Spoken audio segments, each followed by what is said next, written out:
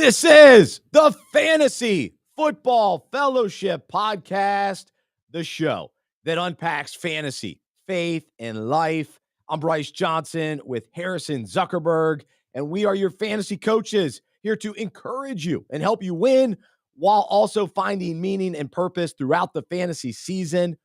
We won't always be right, but we hope we'll be convincing as we provide fantasy advice and biblical encouragement. I'm coming to you from the Unpacking It Ministry studio in Charlotte, North Carolina. This is the Thanksgiving edition of the show. We started it last year, but we will compare fantasy players to Thanksgiving dishes. That's right. So who's this year's turkey, sweet potato casserole? What tight ends relate to some pie? Oh, yeah. We're going to have fun with all that in just a little bit with Harrison. And so looking forward to that. Also, as we get going, I just want to thank you as a listener, as a viewer, as a member of Fantasy Football Fellowship. Thank you for supporting us. Thanks for being a part of this. We are so grateful that we get to be a part of your fantasy season. And thanks for just being a part of Fantasy Football Fellowship. So filled with gratitude today. And each week here on the show and as part of Fantasy Football Fellowship, we do breakouts where we take fantasy concepts related to the Bible, related to life. Well, if your league is a part of Fantasy Football Fellowship, this week is a bye week because it's Thanksgiving. The chances of your league having a league meeting are slim. And so we've got a couple built-in bye weeks throughout the season. But today on the podcast, it won't be a typical breakout, but I've got some encouragement for all of us today as we begin this week. And so we'll get to that in just a moment. But today on the show, we will also do fantasy shenanigans. We've got some accountability and confession. We'll take a look at the waiver wire and ask if certain guys are legit. And here, this time of year, it is the final few weeks before the fantasy playoffs begin. And I'm curious, what are you doing about week 14? Have you realized that week 14, NFL teams are on byes? Now, in many of my leagues, I thought that I was going to begin the playoffs in week 14. But you can't begin the playoffs when you have players on a bye. So now we've got to readjust. I should have looked ahead. I realized that. You should have too. Maybe you did. But now we're trying to scramble and figure out what the solution is because I can't be losing in the first round because I've got a player on bye. So big issue this year. The NFL, they messed things up when they added this extra week. We had such a good thing going with the fantasy playoffs, the way the schedule landed, all that kind of thing. So anyway, that's my big gripe every year now that they've made that switch. But despite that, got to get that out of the way. I want today's show to be all about gratitude. And so we begin with this conversation about what we're thankful for in fantasy football. And so I'm so thankful for fantasy football because it allows me to remain connected to so many people throughout the fall because I'm matched up with different guys that are friends from high school and college and currently at church and throughout the Unpacking It community all over the country. We're playing against each other. And so we get to stay connected. We get to compete. We get to have fun. We get to, talk a little trash. So I'm thankful for all of that. It's wonderful. And specifically a few players that I'm thankful for this year. I'm thankful for Nico Collins. You've heard me talk about him back to the summer through now. Now Tank Dell, he's been lighting it up right next to Nico. But Nico, I'm glad he's back. I'm thankful that he's back in the lineup. Played pretty well this past week. But I'm also thankful for Jahmyr Gibbs and the Detroit Lions. And I'm thankful they won on Sunday because that was a tough game. Goff played horribly. But I'm thankful that they're going into the Thanksgiving game playing as well as they are. And specifically for fantasy purposes, I went all in on Jahmyr Gibbs, and he's been awesome. He gets in the end zone. He catches passes. He runs the ball with such electricity. So he's been one of my favorite players this year. I'm thankful that I have at least Christian McCaffrey in one of my 6 leagues because he's so consistent. He's incredible. Same can be said for Travis Kelce. I at least have him in one league. Those guys are hard to get in every league. But I'm thankful for those 2 players that they have lived up to the hype this season. I know that Kelce had a tough Monday night game. What a wild game that was last night. Man, I'm thankful I was able to stay up for that one because that was a fun one and could have gone either way. But the Eagles were able to pull that out in Arrowhead, which is a big deal. Now, it's one of those things where as an Eagles fan, you celebrate that, you're thankful for the win, but you still know in the back of your mind, yeah, but the Chiefs got us in the Super Bowl. And so you got to beat them this year. But I'm still going San Francisco. San Francisco is still my Super Bowl team this year. And how about Brock Purdy? Man, I'm thankful for him. I'm thankful for Brock Purdy today. He's incredible too. That a guy could come out of the 7th round and be the last pick of the draft and play as consistently as he has for the last 2 years. It's incredible. So as we think about what we're thankful for in fantasy, what about in life? What are you thankful for today? And here's the deal. Every year, this time of year, Thanksgiving, we're told, hey, we should be thankful. And we feel kind of, guilty and convicted. Like, yeah, I should be thankful for all the blessings that I have in life. Absolutely. We should be. And we should be that way all year long. And so beyond just feeling guilty about, well, I should be thankful. Here's my encouragement for us today is that I believe gratitude provides a lot of value in our lives. And so it's not just about the guilty obligation type of thing. No, gratitude should drive our life because it results in so many wonderful things about our kind of who we become when gratitude leads the way. So think about it. Gratitude provides peace. When we are thankful for what we have, when we are thankful for the life that God has given us, we have peace. And most importantly, we are thankful for Jesus and what he's done for us. And thankful that he went to the cross, that he died for us, that he rose again, that he offers us eternal life, that he offers us salvation, that he frees us from the bondage of sin and death. And so we can live freely. And we also have peace. So when we have gratitude for him, for all the many blessings that we have, it provides us peace. It also provides contentment because then we're not so caught up in, I want more, I want more, I want more. No, we have gratitude for what we actually have, the life that we have. And so it helps prevent us from getting caught up in the envy and the comparison, which we talked about a few weeks ago on the podcast. Gratitude provides the solution to, I want more, I want more. Oh, I wish I had what he had. Oh, I'm envious of what he has. The other reality that gratitude provides is the right perspective. Because so often when we get caught up in what we don't have or the delays in life and the things that we're having to wait for and be patient about, we all of a sudden our perspective gets off kilter a little bit. Now all of a sudden we feel like, man, God's not listening to my prayers. God's not answering my prayers. God doesn't care about me. God doesn't love me. We start buying these lies and we get the wrong perspective on things. But when we have gratitude for him, for what we have, for the situations, the circumstances, even having gratitude for those tough circumstances, our perspective changes. Our whole view of what we're going through changes. And now all of a sudden we live with peace, contentment, the right perspective. And that's what gratitude provides. And it also provides us humility because when we have thankfulness for Jesus and all that he's done, we are humbled by that. And we lose the attitude of you owe me. You owe me, God. I'm so good. You should do this for me. Look at all the great things I've done. You owe me. We got to eliminate that. But gratitude fixes our eyes on him and realizing that he's the source of every good thing. He's the source of our next breath. And when we have that perspective and we're so thankful for the next breath, and thankful for the fact that we're still here. And I guess sometimes we can be thankful. I wish I was in heaven, but we're thankful for all that we have today.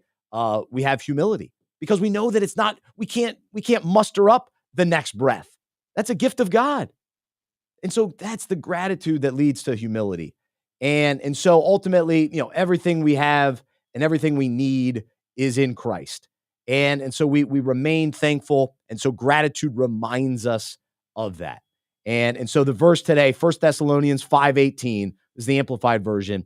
In every situation, no matter what the circumstances, be thankful and continually give thanks to God, for this is the will of God for you in Christ Jesus.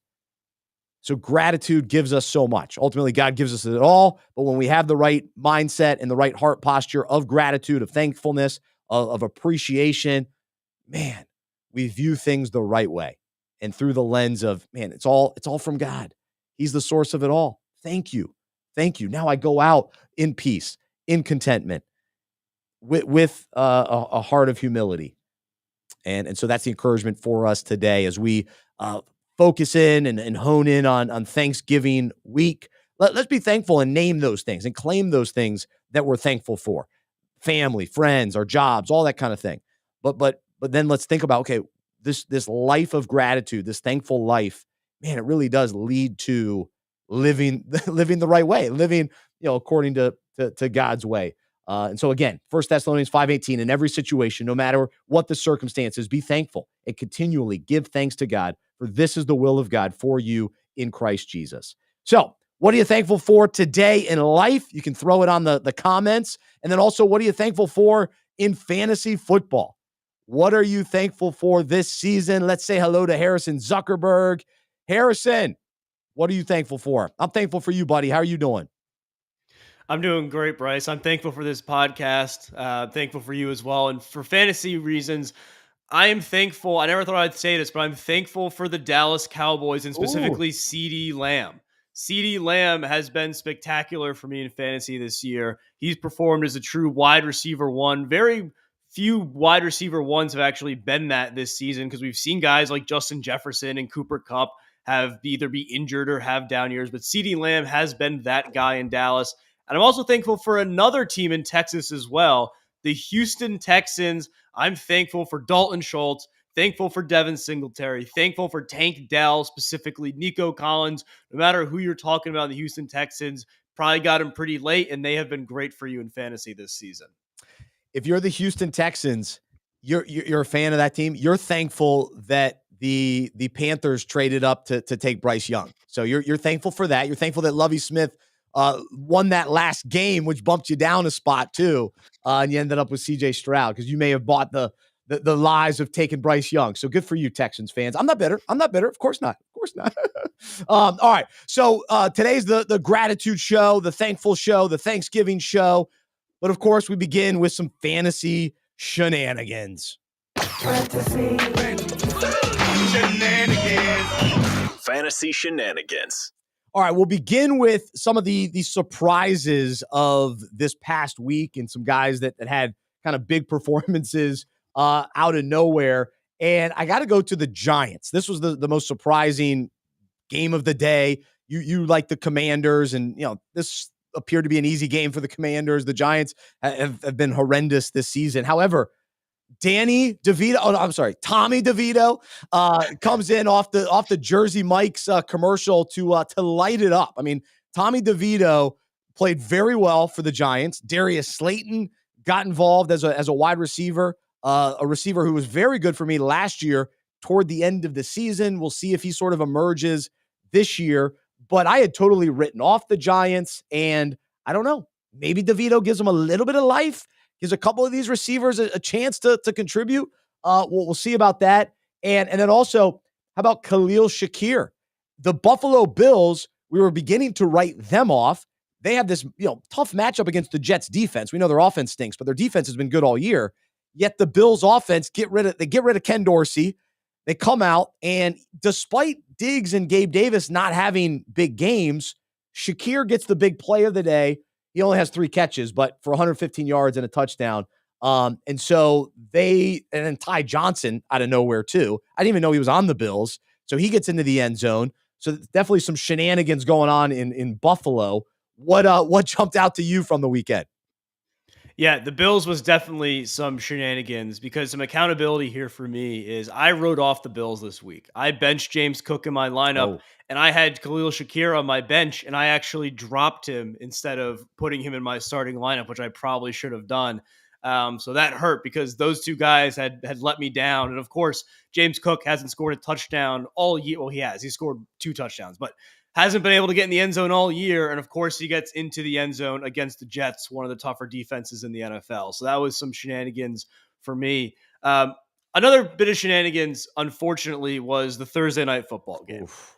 I don't think there has been a football game ever in my fantasy career that has impacted me as much as this game did, because I have Mark Andrews in 3 different leagues Oh, and I have Joe Burrow in 2 different leagues, ooh, and they are now both done for the season. Not only did it negatively affect my week this week because they both went out in the first few drives. early. So I think Burrow finished with like 8 points and Andrews only finished with 4.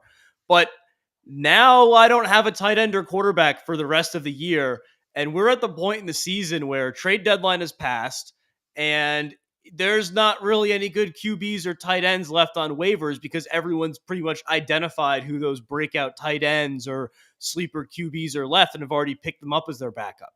So I'm not really sure what I'm going to do now at those 2 positions moving forward in the playoffs. Yes, I lost Burrow as well, and really, I'm not a fan of Thursday night football, and I don't know if many people are. I mean, the NFL's a fan of it because it's more money for them, but it's a nightmare for fantasy managers because so many. It's just a shenanigans every week, one way or the other. It's either weird performances or injuries, and so that raises the concern for Thanksgiving games. Now, normally, historically, for so many years, this was the one Thursday night game of the year, right? Or the 2, the Dallas and Detroit every year. It was awesome.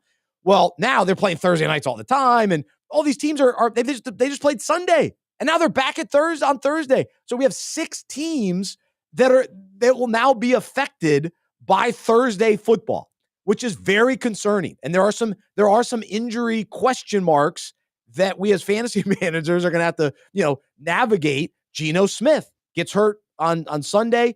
Is he going to play this Thursday? How well will he be able to play with that type of turnaround?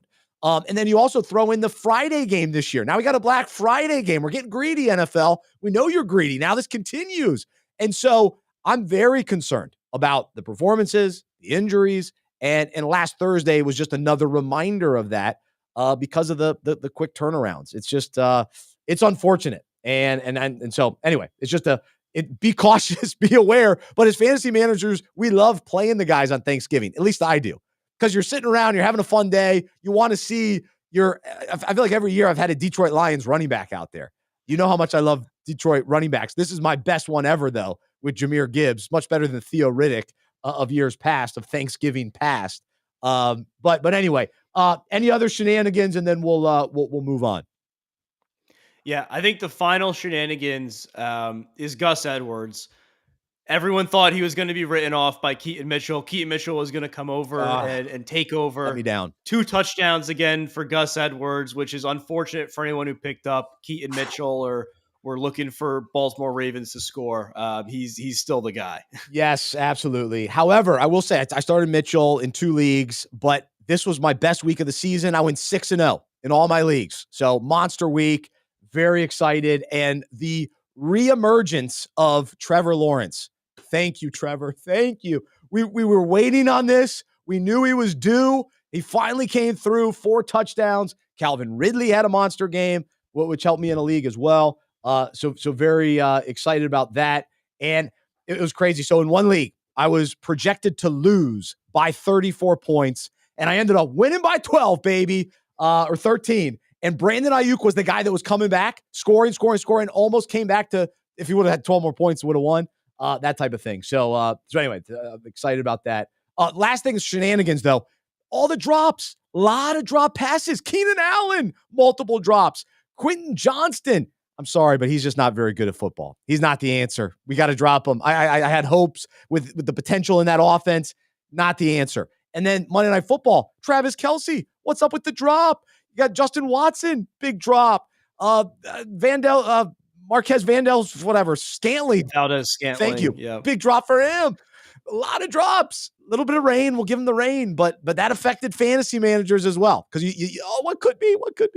So that was wild as well. All right, let's jump into a little bit of accountability and confession, but we want to save time for our special Thanksgiving comparison segment as well. But you mentioned Keaton Mitchell. Yeah, I started him a couple leagues, only 41 yards on 9 touches, a little bit of a letdown on that Thursday night game. I still like him, though. He's still going to be a big part of that offense, especially with Andrews going out. So not panicking with Mitchell, but definitely missed on that. And then a couple big trades for me this week. I traded Gabe Davis and Luke Musgrave for DK Metcalf, which I feel good about that trade. But now with Geno being banged up, very concerned about that because Drew Lock came in, and here's the observation on Drew Lock. He loves being a backup quarterback. He loves the life. He loves just being a backup, holding a clipboard. Please don't put me in. Please don't put me in because he's not ready. He's not prepared. He has no interest in being a starting quarterback. Just leave me on the bench, hanging out, one of the guys, loving life. But we need Geno out there for DK Metcalf owners. So, and then the other trade I made, I traded Jalen Warren, who you know I love, but I needed a tight end. And so I got Sam Laporta. So I'm excited about that. Thanksgiving, Laporta. But Jalen Warren had a monster game. And now the big news that Matt Canada has been fired offensive coordinator. So that offense might be better moving forward. And I got rid of Jalen Warren, which is a big deal. But anyway, I needed a tight end. So I'm fine with it. But Warren's been great. I do have him in another league. I like his projections toward the end of the year for sure. What about for you? Confession, accountability this week. Yeah, talking about the Bills earlier, missed on that whole situation. Quentin Johnson was someone, again, who I thought would be good in this Chargers offense and was gifted a role as the number 2 receiver there. He's not ready for that yet. Like you said, I don't go as far to say that he's not good at football, but he was a raw prospect coming out, and he is not ready to play at the NFL level at this as high of a level that we want him to play right now, I'll say. I'm not sure who's worse, him or Jonathan Mingo, but yeah, those rookie wide receivers, can't count on either one of them. Especially a year when rookie wide receivers have been, I wouldn't say good. There's been some that have been good, but Jackson Smith and Jigba has been disappointing as well. But Zay Flowers has been great. Obviously, Puka Nacua has been the best out of all of them, despite going later in the draft. And then the other form of accountability, I guess, Ty Chandler was someone who we were really in on last week. He had a great game, but Alexander Madison still looked good and was still very involved. So will we see the true Ty Chandler takeover and breakout that we thought we might see towards the end of the season? Because Madison, I still think, got nearly 20 carries for 80 yards. I mean, Chandler is more efficient, but they were still giving Madison the ball despite the fact that he was banged up in this game. You hate to call him a cockroach, but he's kind of he just keeps coming back. Madison keeps coming back. Wait, I thought he was gone. No, he's still there. He's still playing. He's still getting the carries. Same with the Vikings. I mean, the Vikings, I keep burying them and thinking they're done. And I know they lost this week, but they still play. They play well. They're right in the mix. They're right in these games. They're not going anywhere. So, because we're still waiting for Justin Jefferson to return. He did not return this week. So if he played, they probably would have won. And so they're still, they got a little bit of hope the rest of the way. All right, let's talk waiver wire and talk about some of these different names, whether or not they are legit and whether or not we want to pick them up on waiver wire this week. And so let's begin with a couple of the random names. So how about Ty Johnson, 58 total yards, 3 receptions and a touchdown.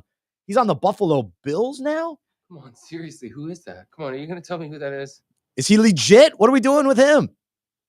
He is not legit. I am not going to go run out to the waiver wire and grab Ty Johnson. I think there's already too many mouths to feed in Buffalo with Dalton Kincaid, Gabe Davis, obviously Stephon Diggs, James Cook. Khalil Shakir is good for a decent game every now and then. I don't think Ty Johnson's someone that you can count on producing week to week.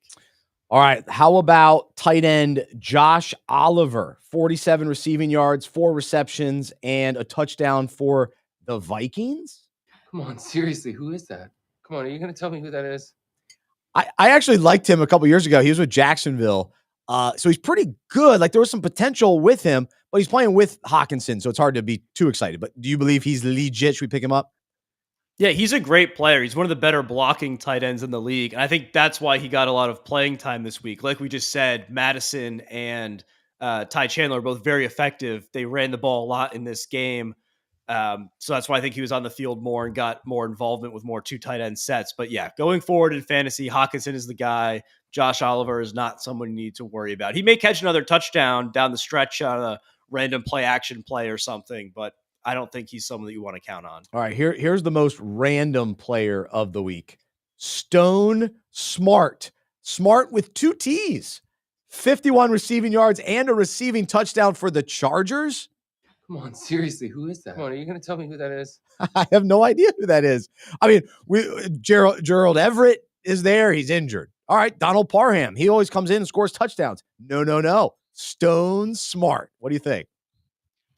Yeah, I'm not going to say that he is legit either. The Chargers just always seem to have a different tight end to vulture a touchdown every week. Gerald Everett, Donald Parham's been catching a lot this year. Trey McKitty's another guy they have there. Stone Smart. Like the list just never, they find a different tight end every single week and are like, you know what? It would be fun if we gave him a touchdown and just really annoyed every fantasy manager that it's not going to Keenan Allen or Austin Eckler or Quentin Johnson. So I'm not betting on any Chargers tight ends. Man, I remember as a kid in Sunday school, probably 7, 8 years old, there was a kid named Stone. And I go, man, your name is Stone? I just remember, I'll never forget that. So this guy, Stone Smart. It's a different guy from Sunday school, but man, I like that name, Stone Smart. That's a good, I guess a good football name. Gets into the end zone, but probably not worth picking up on the waiver wire. All right, let's talk about some guys who actually are. Now, a couple weeks ago, who did I tell you to get? Zach Charbonnet. Now, he should have never been dropped. Like, this was a high-end handcuff that really shouldn't have been on waivers. But if he is, now with Kenneth Walker banged up, he's at least going to miss some time. We don't know how much. But again, with the Thursday night game, he's not going to be playing this Thursday. But Zach is highly touted, early draft pick for Seattle. Definitely legit. Anything you want to add with him? Yeah, no, absolutely go out and get him. He's going to have the workload on Thursday and he's going to be fantastic, or at least we hope he's going to be fantastic. Obviously, he could have a bad game, but the opportunity is so be patient. Be patient with him. The opportunity is certainly going to be there for him. Then another guy who should not be on waivers, but might be depending on if the owner was frustrated, need to make some moves, is A.J. Dillon. Could have a starting role again this weekend with Aaron Jones getting hurt. We don't really know what the injury is with Jones, how long he'll be out. If he's back this week, just kind of banged up, or it's a multi-week thing. But A.J. Dillon, if he's someone who's probably rostered in like 60 to 70% of leagues, but that last 30% should definitely go out and grab him. You know that I talked so much about him. I hyped him up so much for the last few years. And I eventually just had to drop him. I couldn't wait any longer, and I am regretting that at this point because he should get some action. The Packers, they're all right, but it's you feel good as an offense whenever you go up against the Chargers. So it's a little misleading. But the Packers did look pretty good on Sunday. A couple other names, this week. Darius Slayton with the Giants. He had 4 catches, 82 yards, touchdown. He's good. He's solid, but he's not elite. And we joked earlier about DeVito and the Giants. They went up against Washington. I'm not sure that we can really count on that, especially when we talk about fantasy playoffs, relying on Giants players. But Slayton, if you're desperate, can at least be a spot starter at the flex spot. Rashad Bateman in Baltimore is sort of an interesting name. He's been good in the past, but he scored this week. I wouldn't rush out to get him. But you mentioned Isaiah Likely earlier. You definitely want to get him because he's going to fill in for Mark Andrews, and last year was very solid. Yeah, he's someone who definitely you should go grab. Very athletic, very solid second-year tight end.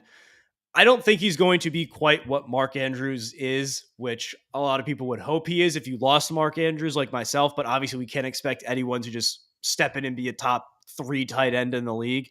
But he should be good. He will definitely provide more value than some of the other guys like Tyler Higbee or I don't even know, Juwan Johnson, who's on waivers. I think he's definitely the most intriguing name to replace Andrews. Juwan Johnson, he's a guy I always keep an eye out for, but the Saints are weird now with Carr banged up. We don't know, and there's even talk, maybe Jameis should actually be the starter. So it's a little messy there. I was in on the Saints, little messy. I still don't know that NFC South. I don't know who's gonna win that because now Atlanta's going back to Desmond Ridder. The Bucs look better this week. Rachaad White has been just so solid at the running back spot. I totally have been surprised by that. But anyway, so there you go. There's some waiver wire. The waiver wire is a little bleak this time of year. It's tough. But one thing to mention before we go into our Thanksgiving comparisons, the rest of the season, we mentioned this last week, we've got to start taking note of teams that are unraveling that could start benching veterans. I'm getting concerned about the LA Chargers. I know Herbert played well, but that is a dumpster fire with Brandon Staley. I mean, that his comments after that game, very telling. I mean, he's not willing to change. He's not willing to make that team better. So the offense still has been good. Keenan Allen still gets it done, Herbert, but Eckler, little rough rushing the ball this week. There's some concern there. I know he catches the ball well out of the backfield, but I'm worried about that team. Now you've got the Cincinnati Bengals. What are they going to do the rest of the way without Burrow? I mean, I don't even know who their backup is. Jacob Browning? No idea. Who is that? Come on, seriously, who is I that? have no idea. So somebody comments here on YouTube, what are our thoughts on Jamar Chase the rest of the season? Very concerned. And it's one of those things where, like Garrett Wilson, he's such a talented player that you can't bench him.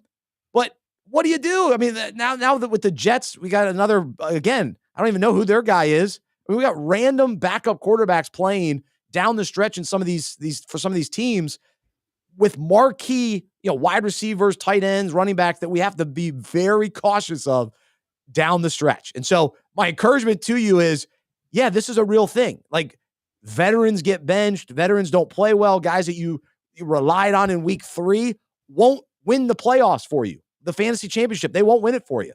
It's going to be some other guy that comes in that gets more opportunity down the stretch. So I don't know if you want to add anything to that, but I continue. It's my PSA every week for everybody.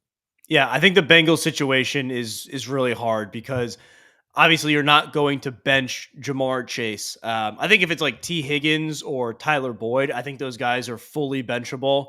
But you got to still start Jamar Chase because even if he's the number one target in that offense, he could still end up getting 5 or 6 catches on a bad offensive day for the Bengals.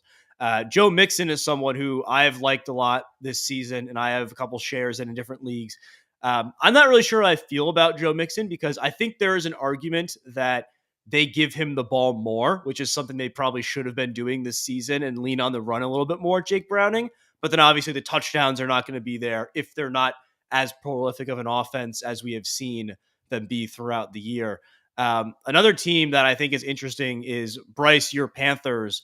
And, at what point do they go away from maybe Adam Thielen and give Jonathan Mingo some more targets or some of the younger guys in that offense? I think it will definitely be interesting. You can't catch. So, yeah, there's no point. It doesn't matter if he gets home. targets. They're not going to be receptions anyways. Yeah. Yeah. We don't have a quarterback to get him the ball either, or an offensive line to protect that quarterback to have enough time to even get the ball to him. So, yeah, I would, not count on that. But yeah, no, the Panthers are, what they do the rest of the way. This Cardinals team, now they're kind of coming on playing better with Kyler Murray. So that is interesting down in Arizona. So a lot of, next week or two, we will now, put together our playoff rosters. Who are we going to rely on week in, week out in the fantasy playoffs? And so that's what we'll be talking about in the coming weeks. Trade deadline probably this week for a lot of teams or fantasy leagues. So, consider, okay, what guys are going to still be relevant, still in the mix? Their team's fighting for the playoffs. Their team is expected to make the playoffs. Those are the teams that you want those are the players you want for your fantasy playoffs. That's the key. All right. The moment we've been waiting for, the weekly comparison. NFL fantasy players as Thanksgiving foods. What players remind you of Thanksgiving dishes? We begin with the turkey, the main dish for most. This is boring. There are always more exciting players, but the turkey's the workhorse. It's always reliable. It's always there. So who is that player for you this season, Harrison? For me, that player, just mentioned him, Joe Mixon. Joe Mixon has been, I don't want to say like the guy because he hasn't been exceptional, but he has been a guy on my fantasy team for the last few years. And he's always finished somewhere between the RB8 and RB15 all of those years. And I've been thankful to just have him as a nice RB2 who I can count on to get me 15 points every week, but never more than 15 points for some reason. All reliable for me is Adam Thielen. I've been a fan of his since the beginning, and he's always been reliable in Minnesota. Now he goes to Carolina, the same thing. And I couldn't believe that everybody criticized him in the offseason. He's too old. I mean, I heard somebody joking. I was watching some show yesterday ripping on how old Adam Thielen is. And I'm thinking, are you kidding me? He's not that old. He's younger than me. So what are you talking about? But no, come on. But turkey sometimes gets ripped. It's boring. It's old news. Give me something different. Give me the turducken. But turkey is reliable. So Adam Thielen, at least up until this point, you're right about the Panthers, though. I don't know if they'll continue to play him. Thielen may say, hey, I've had enough. This is too painful. I can't show up anymore. I saw him trying to kindly help Bryce Young on Sunday, and Thielen's got to be incredibly frustrated. However, he continues to catch a lot of passes. So I'm sure he'd like to be winning some games, though. All right, let's talk about the next item, cranberry sauce. It looks suspect. Everyone gives it a hard time, but it's surprisingly good. If you actually taste it, it goes, oh, yeah, this is pretty tasty. It's not too bad. You don't want to ruin your dishes. You got to be careful with what it ends up touching and kind of, you don't want to get it up, on the sweet potato pie. But anyway, or casserole. But who's kind of heading into the season looks suspect, but actually has delivered this year for you? I think Cortland Sutton is definitely that guy for me. I was out on Jerry Jeudy, so I went in on Cortland Sutton. And it's been kind of weird because he's been consistent yet inconsistent at the same time, because he doesn't get a lot of receptions and he doesn't get a lot of yards, but he seems to catch a touchdown every single week from Russell Wilson, which obviously helps his fantasy outcome.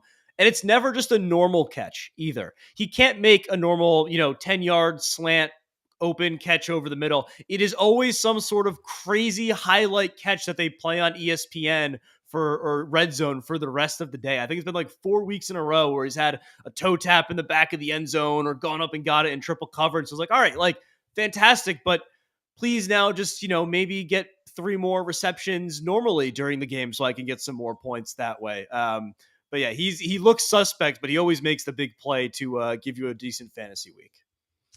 All right, for me, it's got to be Dak Prescott, because he has been the cranberry sauce heading into the season, and people just sort of write him off and go, I don't like Dak. He can't do it enough. I don't trust him.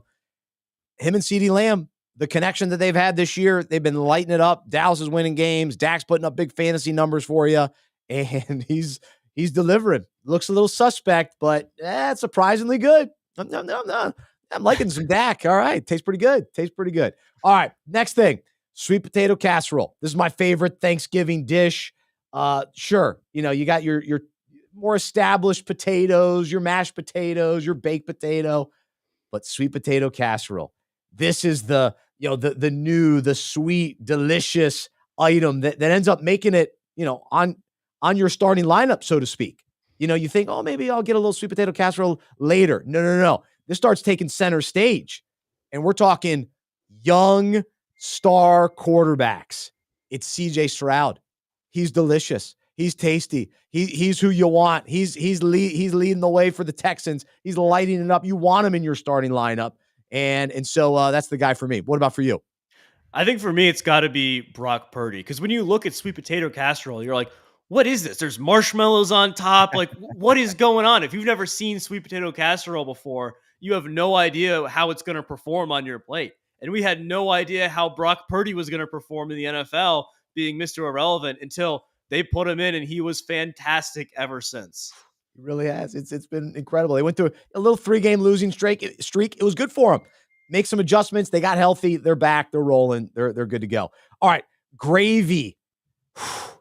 Some people consider this the best, but regardless, if you do buy into it, it always makes every meal better. And so who's that player that always makes your fantasy roster better? And as long as you get the opportunity to get this player, you get some gravy and you go, okay, I gotta have it. I gotta have gravy. I gotta add it to my stuffing, my turkey. And if I've got it, I'm in. It's tasty. Who's that player for you? I mean, it's got to be Christian McCaffrey. Like every single week, he showed up scoring a touchdown for, 17 straight games. I know he took a week off 2 weeks ago, but he was right back to it this week. I don't think anyone will ever be disappointed with having Christian McCaffrey in their lineup. Yeah, you can't go wrong. You got to have gravy. You got to have Travis Kelce. If you can get him, you go for it. Now, I understand he had a little bit of a tough game yesterday, but he still gets in the end zone. I mean, that's the reliability of Travis Kelce as gravy. All right, the green bean casserole, you don't necessarily want it, but you got to have it. You got to get some greens on your Thanksgiving plate. And for me this year, I did not want Rashad White. And most of the fantasy community didn't. I bought into the narrative that he's just not very productive. He's not effective. He's 6th in points this year, or right up there. He's top 10. And he's been very, very good. And he's good for your fantasy team, just like green bean casserole. All right, how about corn casserole and mashed potatoes? For me, this is the perfect complement to each other. They're delicious combined. You can go a little bit more corn, a little bit more potato. Either way, you're in good shape. Who's that running back combination for you? I mean, you talked about before, it's got to be the Detroit Lions with Jahmyr Gibbs and David Montgomery. I'll give you Gibbs on this one, and I'll take Montgomery because I have him in some more leagues, and he's been fantastic. But either way, both of them have been great all year long. I mean, Gibbs was a little shaky to start the year, but now that they've both fully come into form, I mean, they're outstanding. It'll be really interesting to see next year, though, how they play with each other, if they continue this streak or if it, maybe one takes a lead over the other. Rhythm and Brews. Rhythm and Brews. That's the new nickname for him. I love it. Corn casserole and mashed potatoes. That's the other combination that I love. It's for Thanksgiving, and I love this Lions combination as well. Can't go wrong either way. All right, last thing, pie. It's dessert, baby. This wraps up the Thanksgiving day, and pie. Lots of different options usually, right? But they're all great, and I always go for a sliver of it all. Whatever pies are available, I'm taking a little bit of each one, and you'll always be happy. And this year, it's been rookie tight ends. They've been the dessert. They've been the ones that you, if you kind of wrapped up your draft with one of these guys, and you go, I'm going to take a flyer on a rookie tight end, they have delivered, and you can't go wrong with any of these. And so I'll start with a little apple pie. You got Dalton Kincaid, this year's apple pie. He's been tasty. Once he got more of an opportunity when Dawson Knox got hurt. So sometimes you have to get the pumpkin pie out of the way. Then you find the apple pie. You find Dalton Kincaid. Good to go. What about for you? Yeah, I mean, another one for me would be pumpkin pie and Sam Laporta. Definitely not the best. Some people might argue it's the best, which I would not agree with. But again, very solid Sam Laporta. No one really expected to be great year one for the Detroit Lions. No one expected any of these tight ends to be fantastic year ones because usually rookie tight ends are pretty disappointing. But yeah, come in has been absolutely fantastic. You got pecan pie. You got Luke Musgrave, tight end with the Packers. And then you got cherry pie, Michael Meyer, Raiders tight end. He's come on a little bit late. So pecan and cherry pie, those are maybe flavors that you like when you're a little bit older, a little bit later in the season, so to speak. And so Musgrave and Meyer have come on recently as well. So there you go. This year's Thanksgiving comparisons. Shout out to Harrison for bringing this concept to our show last year, and glad to do it again. Look out for our Christmas special, though, as we compare fantasy players to Christmas movies. So we'll have some fun with that this year as well. But Harrison, have a wonderful Thanksgiving. Very thankful for you and all your contributions to Fantasy Football Fellowship and unpacking it. And so great to have you a part of it. And thanks to you as a listener. Let's live with gratitude and remember all that gratitude provides. It provides us peace. It provides us contentment. It provides us humility as we reflect on who God is, the reality that he sent Jesus to die on the cross for us and save us and give us eternal life. Man, we rest in that. We're filled with just such thanksgiving and gratitude because of that truth in our lives. And so I hope that is true for you. And so as we wrap things up, I say it every week. I'm Bryce. I'm a sports fan who follows Jesus. I believe in that good news that he died on the cross for my sin. He was resurrected, and through faith, I've been saved by his grace. And so I hope that is true for you as well. And I hope you'll join me as we live life as fantasy managers who follow Jesus together. Have a wonderful Thanksgiving. We will talk to you next week right here on the Fantasy Football Fellowship Podcast.